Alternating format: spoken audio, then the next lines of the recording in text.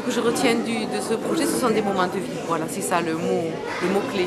Des moments de vie ensemble dans des langues que nous aimons, le français et encore plus l'occitan.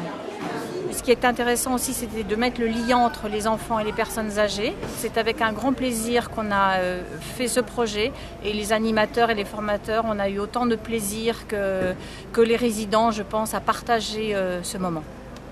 Les anciens, on leur donne le sourire par plusieurs leviers. Le premier sourire, c'est leur parler en patois. La deuxième vocation, le deuxième moyen de les faire sourire, c'est de leur amener les jeunes chez eux. L'association Monestier Village Qualité a plusieurs missions au niveau de la commune. La première, c'est de vulgariser la musique classique et tous les premiers vendredis du mois, nous avons des concerts qui se déroulent à la chapelle. La deuxième, c'est la bibliothèque interdépartementale, c'est-à-dire que nous avons vocation, je vais dire, à promouvoir la lecture au niveau du village. Et puis, on a eu la possibilité, via la Fondation Orange, de pouvoir monter un projet pour le handicap. On s'est dit, pourquoi ne pas travailler avec les anciens?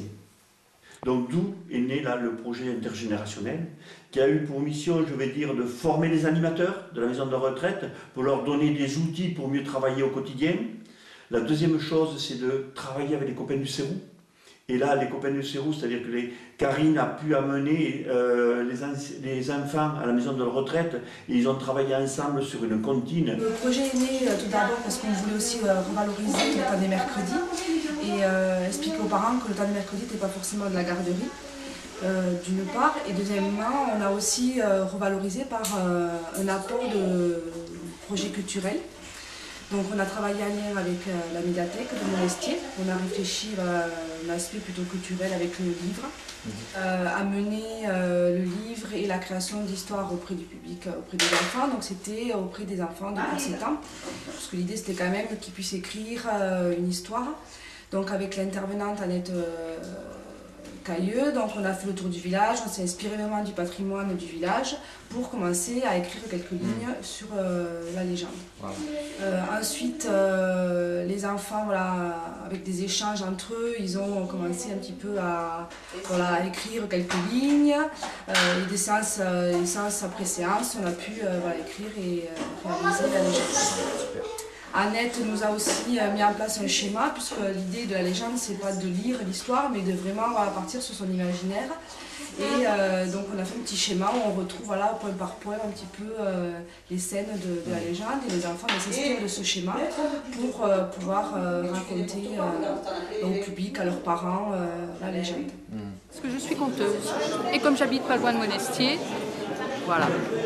Et donc avec les enfants, on a travaillé sur cette légende. On s'est promené dans Monestier pour voir ce qu'il y avait. Et puis on a vu un peu l'historique de Monestier. Et à partir de ça, on a essayé de voir qu'est-ce qu'on pourrait imaginer, quel personnage on pourrait imaginer qui se promène dans Monestier, qui vient de Monestier. Et je leur ai raconté aussi avant quelques légendes pour qu'ils sachent ce que c'est une légende. C'est pas évident, une légende, qu'est-ce que c'est? Voilà. Ensuite, eh bien, on est parti donc de ce personnage, c'est eux qui l'ont désigné comme ça, Pierrot. Et on est parti de Pierrot. Et qui était Pierrot? Et à partir de Pierrot, on a dévidé une histoire. Et puis, on s'est vu sur plusieurs séances, sur à peu près 7 séances, d'1h30, ce qui est court quand même. Et puis, on a écrit la légende. Et à partir de là, eh ben, c'était un gros travail pour eux parce qu'il fallait qu'ils l'apprennent, qu'ils sachent. Parce que le conte ou raconter, on n'a pas de papier. Donc, comment on fait? Et donc, il y avait des enfants de différents âges. Il y avait des enfants qui étaient en CP jusqu'en CM2. Donc, il y a une différence de maturité, on va dire. Donc j'ai fait un schéma de l'histoire sur un papier. Et à partir de ce schéma, on a raconté plusieurs fois l'histoire. Et à eux de mémoriser. Et puis ensuite ils ont travaillé, c'est vrai que c'était un gros travail.